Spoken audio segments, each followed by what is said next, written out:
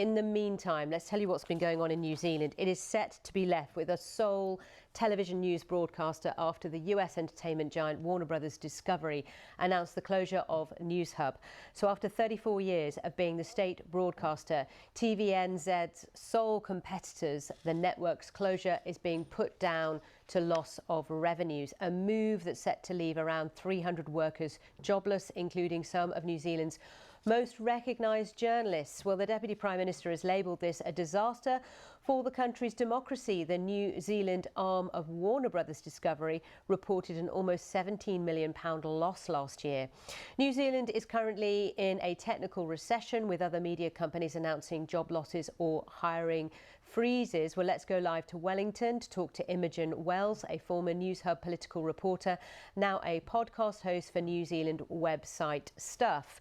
Imogen, just tell us about this news. It was quite unexpected, I understand. It was a bit of a shock for the people who work for that organisation.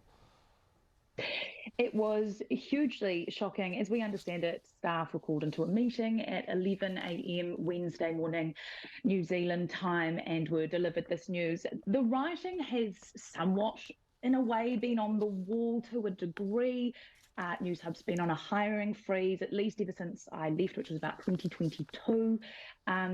So whether or not you could read into that throughout this period since then, people obviously were hoping it wouldn't come to this, but yeah, just hugely, hugely shocking and devastating. These are my former colleagues, and New Zealand media landscape is small, so even if people didn't work there or haven't worked there, you know, we all know one another. Yeah, absolutely. I mean, we are all aware, those of us who work within the media industry and in news, times are tough. And especially when it comes to advertising revenue, it's a lot lower than it used to be in the heyday. But the Prime Minister, Deputy Prime Minister, saying this is a disaster for New Zealand's democracy. Is it from your perspective? I mean, those are huge words from the Deputy Prime Minister, first and foremost. He is one of the most vocal critics of the news media here in New Zealand. We're one man down now. You know, we've gone from having 5 major main news outlets across broadcast, print and digital to 4 potentially by the end of June. And the journalism that Newshub produces is a disruptor. You know, they've got the journalists there have tenacity, they're mischievous, they have fun. If one of those reporters gets a sniff of a story, God forbid you're the subject of it, because they will not let it go.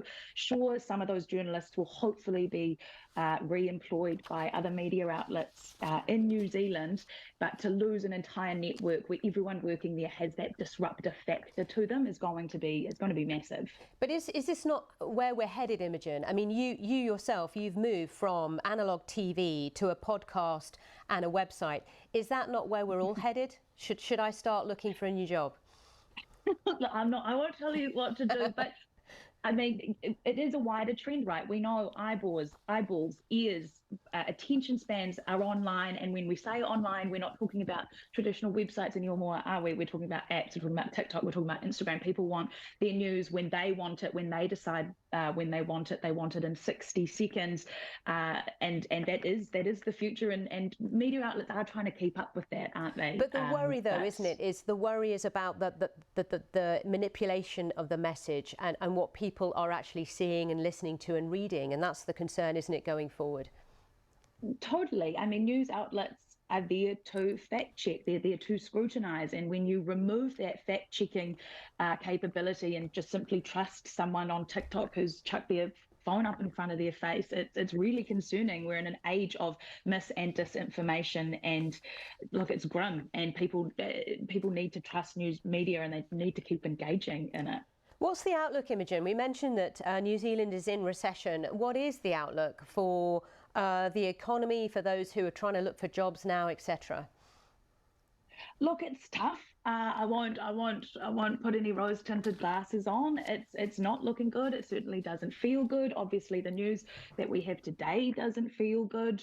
When I say hopefully journalists at Newshub will find other jobs, there aren't that many going. You know, it's certainly not easy. The cost of living is every other word and every other sentence these days, as I imagine it is for those in the UK as well. Okay, Imogen Wells, good to get your take on this. Really interesting. Thank you for joining us. So let's now head back to Seoul.